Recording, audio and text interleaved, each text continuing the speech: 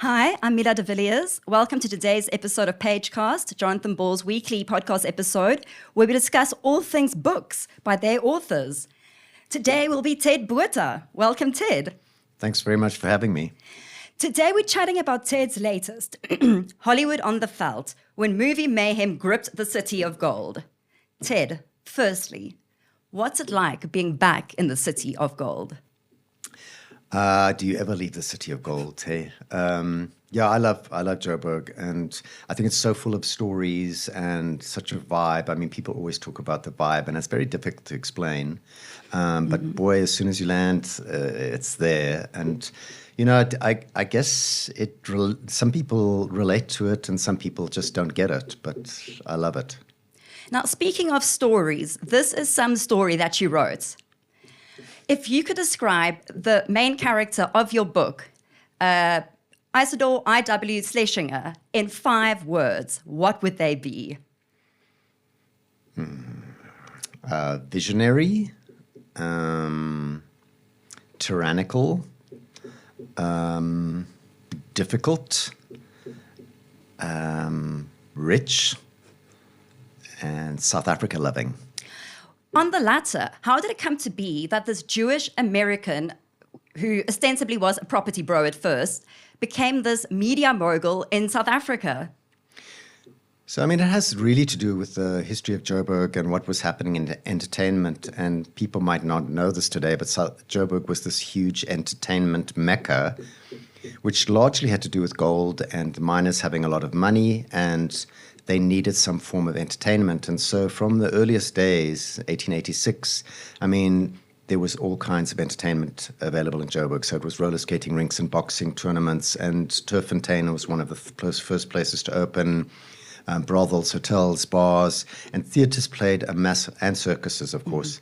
And theatres played a major role, and they brought out vaudeville and musicals and plays and everything from overseas, and they always had the best productions. But the problem there was that they were building up these incredible expenses to bring out these massive companies of actors and all their equipment and sometimes orchestras and put them up at hotels. And, you know, so an individual theater to bear all these costs, it started weighing on them. And by 1913, you had the introduction of movies coming out of America and Europe. And so these theaters had to suddenly make more money available for these movies, and people kind of wanted more and more and more. It's like today, people can't get enough of the internet and something new. And so this was their version of that. And with that expense, these theaters started going bankrupt. And they need somebody to save them. And the bank said, well, it's not really us who can save you, and you owe us the money. And so they approached Schlesinger. And so Schlesinger, who loved a great deal, if he could get a business for cheap, and it was in trouble, even though he knew nothing about it and he knew nothing about entertainment, he bought into it. But I mean, his raison d'etre for the industry was like, he wanted to buy all of the theaters, bring them under one roof, cut his overheads, and move on from there. And so that's what he did. He bought as many theaters as he could and started his empire in 1913. And he was a gambler, so he took quite a gamble there too. Well, I mean, he was a gambler in not the real gambling sense, because he didn't like gambling. He liked a risk, but like I say in the book, he liked a risk that he knew the outcome of, where he would be the winner. And winner he certainly was. Yeah, definitely. Also, it's interesting to me how he's often described as a little man, but also he's all about excess and more and more and more. Do you think he low-key had a Napoleon complex of sorts and just compensated for that? Well, it's like people ask me about Daisy. Do I know why she murdered people? I mean, I had no idea why she murdered people, that she took to the gallows with her. And with Schlesinger as well, he was a very difficult person to research because there was very little written about him because he was publicity averse. So it was kind of connecting the dots over many years that I was doing research. And I think, I don't think it had anything to do with him being little. Maybe it did. He was like 5'2", which was quite strange in that Hollywood producers of the time, there were two others who were the same height as him, who became some of the most famous producers in history. And I don't know, maybe it's something in that, maybe the Napoleonic thing drives them. But he clearly had this drive to be successful. And even though he loved this create a world of excess of entertainment in Joburg, he also was very careful about his money.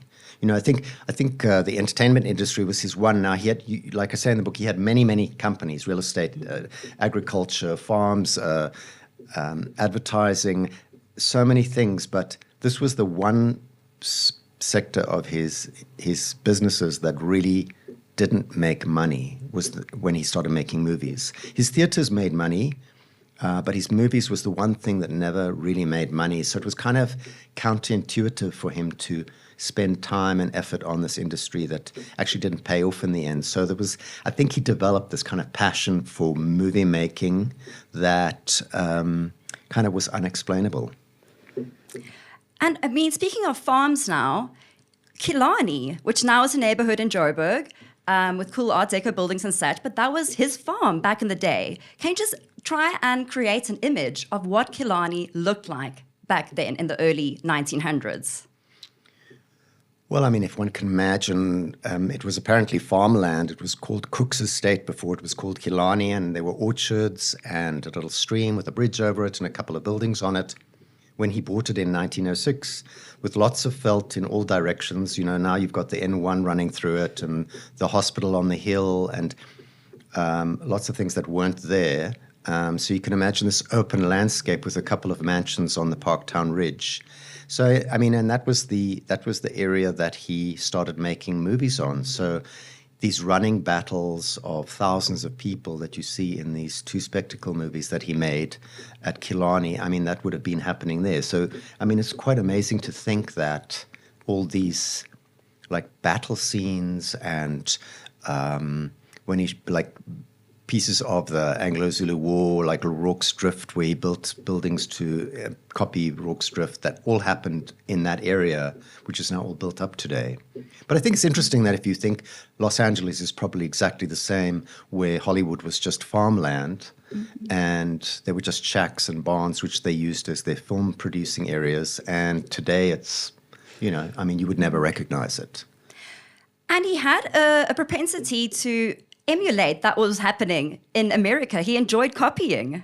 Yeah, he was a big copier. I mean, I think, coming from America, he came out in 1894 and he started selling insurance, started his real estate company, and any idea that would work in America, he would bring back to South Africa.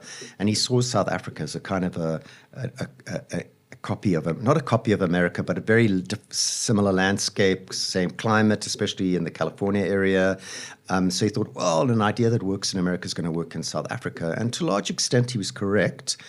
And then when movies came along, he started copying the movie industry in America, which I don't know if a lot of people know this, but which was only starting at that time. I mean, Hollywood was, as I said, farmland. It wasn't a well-known name like it is today. And so that's the incredible thing that he did, was he copied an industry that was really in its infancy in America. And he kind of tried to match them in, blow for blow for the next 6-7 years. And it's a story that's not known, which I tell in the story in the book, and it's quite incredible. And we thank you for that. Also, in The Fall of the Empire, you write, this opening sentence is, "It all began quite fittingly with a death." Can you just elaborate on that sentence in relation to the Great Strike, winning a continent, or De Voortrekkers, and the symbol of sacrifice, with its fairly prophetic nature of death? Yes.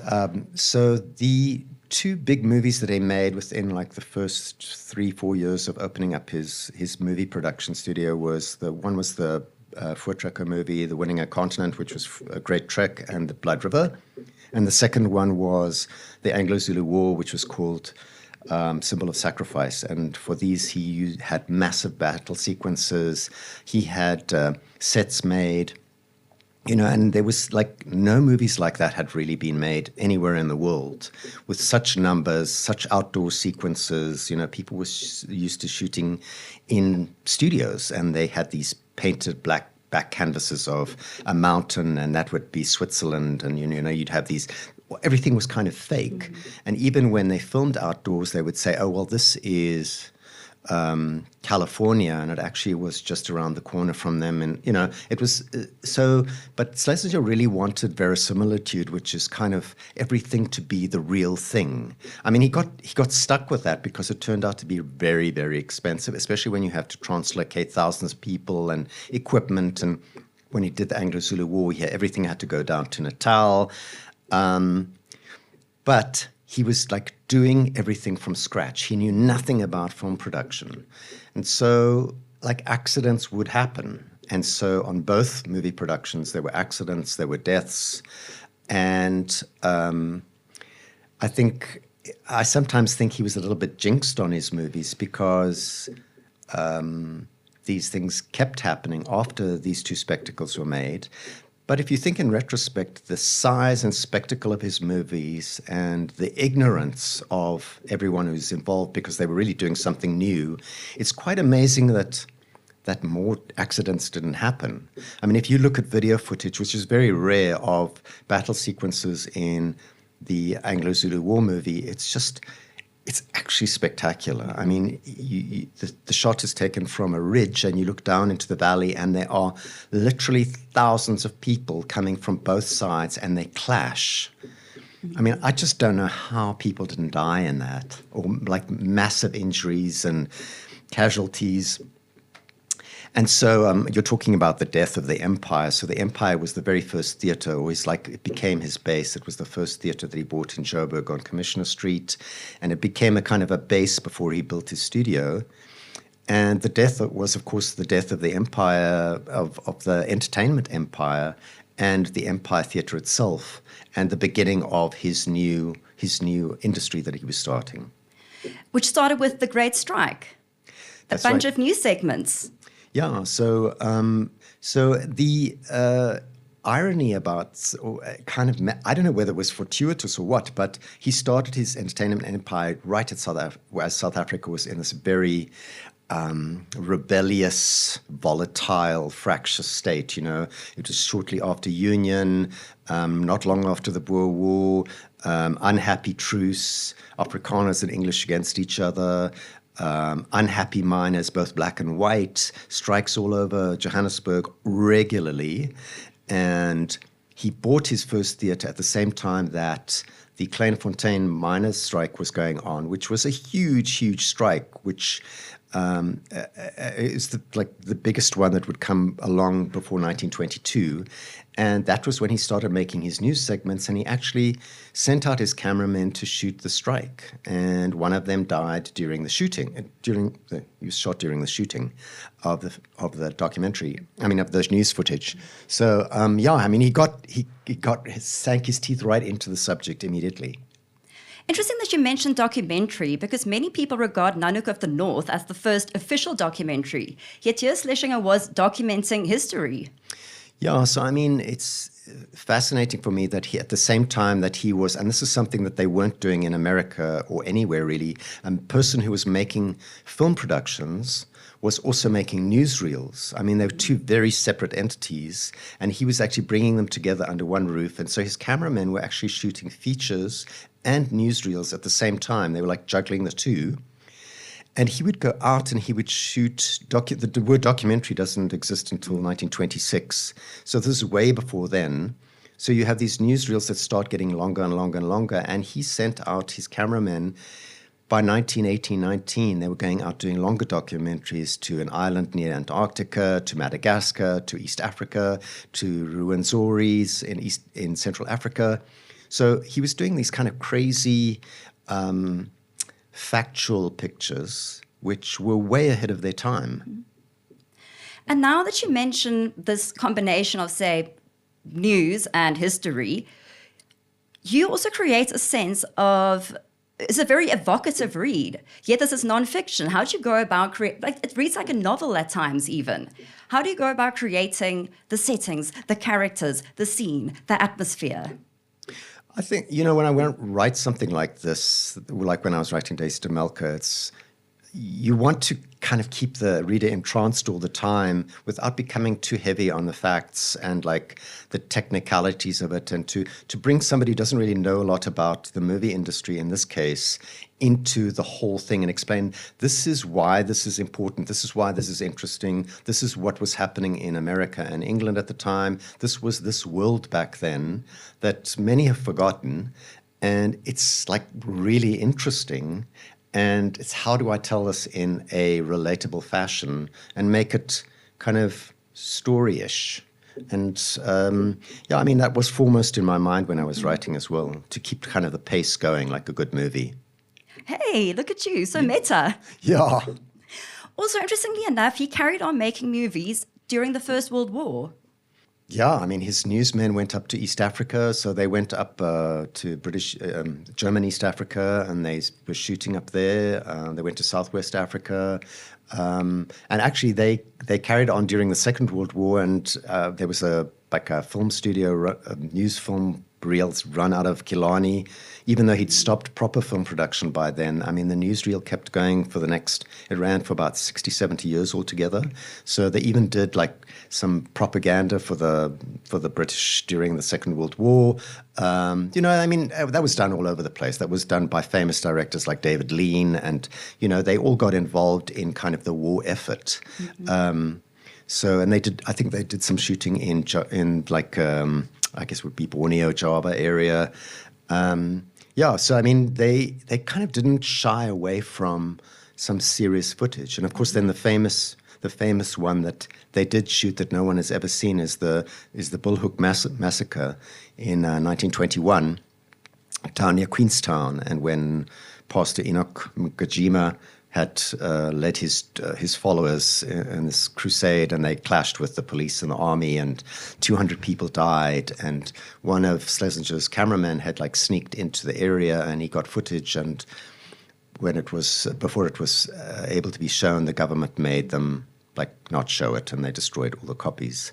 So, I mean, it's kind of, shooting real news back then. It's not like today. It's not people going into war zones. It was kind of unusual. I mean, they went into the Boer War. That became the first playground for cameramen shooting a war, but it was kind of the exception. And so going out to do something like the Bullhoek massacre, it was quite unusual and quite controversial. And so those are always interesting aspects of Schlesinger for me, because he was a micromanager of note. So he would have had a finger in every one of these decisions. Nobody would have gone as a cameraman to Bullhoek without him knowing about it. Or any of the other things like going off to an island near Antarctica or to Madagascar or wherever. So it always kind of is in the back of my mind, this guy was really interesting in that he knew no boundaries. He would try anything. Is that what most draws you to him? I think what drew me in originally was the fact that he was an American making movies in South Africa in an era when I didn't know there was a movie industry in South Africa. And I mean, just as I started digging away, the story became bigger and bigger and bigger about what he'd done. And, it must have been quite a ways into research. I kind of had to slap my forehead and say, gosh, especially when I saw this in the context of what was happening in Hollywood and Berlin and London and Paris and the major movie places of that era, and seeing it in the context of that and saying, gosh, this is quite incredible. I mean, you're writing your acknowledgement that you started writing this in 2004, I believe. No, I mean, I started talking about it in 2004. So I mentioned it to somebody in New York in 2004, and it had always been an idea in the back of my mind. It's when somebody asks you, how long did it take you to write the book? I mean, I guess the book itself took me maybe 6 months to write, but the research and the idea started 20 years ago. And it kind of sputters away in the back of your head. And it was a long research process, And it took you many places. Yeah, it did. It did. I mean, I got a lot of information in New York at the New York Public Library. I had to go to Cambridge to find a manuscript, Cape Town, Joburg. But basically anywhere you can find something, it's usually in old books in an old bookstore that you never thought would be there, and it has a line that you can use and a piece of information like that is valuable, but it's like not where you expected it to be. And she has some amazing archival images in the book of photography and I suppose maybe little screen grabs of the actors and themselves. Where did you find that? So, he started a movie magazine, which it was much broader than a movie magazine, which was trying to imitate the movie magazines that were starting in England and America. And it became a place for him to further his interests in other companies, but also to show off his movies and his actors and Killarney. And he also did some news stories there. I mean, they would go into the Malay location. They would go into Vredendorp. They would show the other side of Johannesburg, which was, I thought, quite daring at the time. But I don't think he really cared what other people thought about him. He would do what he wanted to do. And so there's this incredible record of that, mostly taken by his cameraman. And so it's kind of fitting that a lot of the pictures in the book, which I think is a really good record of what you're going to read in the book, and gives you kind of the wow factor of wow, that actually happened. There's a picture there of this incredible set that he built in 1919 in Johannesburg that was equal to anything in Babylon or these famous movies that were being made in America. So or that time. I mean, Babylon is just a redepiction of what happened back then, but it gives you a sense. There was a ziggurat-esque ramp as well. That's what I'm talking about. Yeah. But let's leave that for the readers to find out. Okay, sorry, spoiler alert. Let's talk about his son. You do devote a number of pages towards the end of the book to his only child, John, who seems, that's a book worthy of itself. No, definitely. I don't want to get too much into John because it's a very different story, and he didn't have the wherewithal to take over his father's empire, and then he disappeared to overseas and lived a life of luxury, I guess, in the Riviera and Capri. But it was it's almost like a Citizen Kane type story of this man who has this empire, and then for various reasons it kind of falls apart. And so, IW's gift was that he could control so many companies that were so disparate. And, I don't think there are many people, if any, who could have taken over that task when he died. But it was left to his son, who was more like a bon vivant, kind of wants to have a good time. And so it was kind of slowly sold off and came to, even the family itself is you'll find very few Schlesingers of his family, his line in South Africa. None, actually. Ooh, I remembered what I wanted to ask. Archives, even though they do exist, quite a number of films are lost. Yeah, all of them, almost. So we have an archive in Pretoria, which is very badly funded. And I think they have about 5 movies of his which are in vaults somewhere. I don't know what the condition is. I don't even know if they know what the condition is. There is, happily, there's some digitizing that's starting now, started last year. And so thousands of those African Mirror newsreel segments have been digitized, which means they will be more accessible to people, which is kind of the beginning, I hope, of some kind of reawakening of people's awareness of him. Maybe the book will help as well. And you can find YouTube videos of the Two Spectacles, but they're very, very, very truncated versions. So if the Voortrekker movie was 2 hours long originally, which was massively long for that time, when movies were about 15 minutes to half an hour long, it'll maybe be half an hour, not a half an hour, about 55 minutes, 60 minutes. And the Anglo-Zulu War, which because of its incredible battle sequences was cut up and used elsewhere in other movies, and there only was like one master copy. So that master copy is now maybe 30 minutes long, which was started as 2 hours. So a lot of that footage has been lost, sadly. And, we don't have the kind of restoration, we don't have money for restoration that they do overseas. So you have directors like Martin Scorsese, who's very behind restoration of movies abroad. But I mean, he's focusing on American movies, British movies, European movies, and South Africa's, I've been trying to figure out a way to alert him to this little man who lived in Johannesburg, but let's see what I can do. Yeah, man, city of golden age cinema. Yeah, exactly. It fits in perfectly. Did you consider that as a working title? Yeah, thanks. I'll take it on. Well, too late for that. Next one. So I'm going to wrap this up now by firstly asking you, what would you like readers to take away from who Schlesinger was, or remains even, in our modern narrative? I think that people become aware of what he did and the potential that he saw in South Africa, and that he saw it was this country that could do so much more, especially when it comes time in South Africa where we feel a little bit depressed and despondent about things, and everything's going wrong, and yet so much good comes out of South Africa, and there's so much talent, and there's so many ideas, and we say, but these are South African ideas, they're not as good as American ideas or as good as English ideas or whatever. And I mean, that's not true. I mean, they are equal to, if not better than. So I think it's for people to maybe read the story as one of the many stories that prove that we can do as good, if not better. My final question. If he were alive today, would he be regarded as the face of, or maybe the patron saint of, Johannesburg? I think he's much bigger than Johannesburg. Hey, I really do think that he was. It's just like if somebody says this is a real Joburg story, I don't really understand what that means. I feel as though that's a very insular mindset, that we must stop thinking like that. That this was the equivalent of or better than, and I think he added this other side of Johannesburg, but he remains an enigma.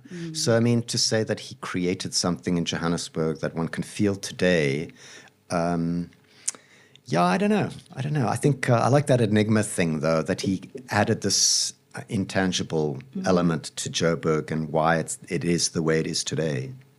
Okay, bring out that perfume range, Enigma, a la IW.